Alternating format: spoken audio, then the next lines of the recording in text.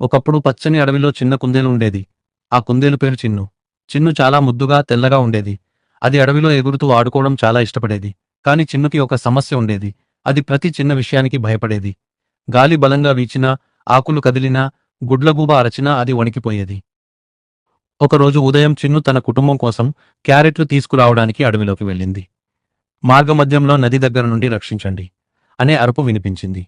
చిన్ను భయంతో ఒక పొద వెనుక దాక్కుంది. కొద్దిసేపటి తర్వాత జాగ్రత్తగా చూసింది. ఒక చిన్న ఉడత చెట్టు కొమ్మపై చిక్కుకుని ఉంది. కింద వేగంగా నది ప్రవహిస్తోంది. దయచేసి నన్ను కాపాడండి, నేను పడిపోతాను అని ఉడత ఏడిచింది. చిన్ను చాలా భయపడింది. నది దగ్గరకు వెళ్లాలంటే దడగా అనిపించింది. అయినా ఉడత బాధ చూసి ధైర్యం తెచ్చుకుంది. చిన్నగా అడుగులు వేస్తూ చెట్టు కొమ్మపైకి ఎక్కింది. కొమ్మ ఊగుతోంది.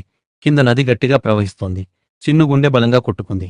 అయినా ధైర్యంగా ఉడతను తన వీపుపై ఎక్కించుకుని జాగ్రత్తగా కిందికి తీసుకొచ్చింది. ధన్యవాద చిన్ను, నువ్వు చాలా ధైర్యవంతురాలు అని ఉడత ఆనందంగా చెప్పింది. ఆ రోజు నుంచి అడవిలోని జంతువులన్నీ చిన్నును ప్రశంసించాయి. చిన్నుకి ఒక గొప్ప విషయం అర్థమైంది.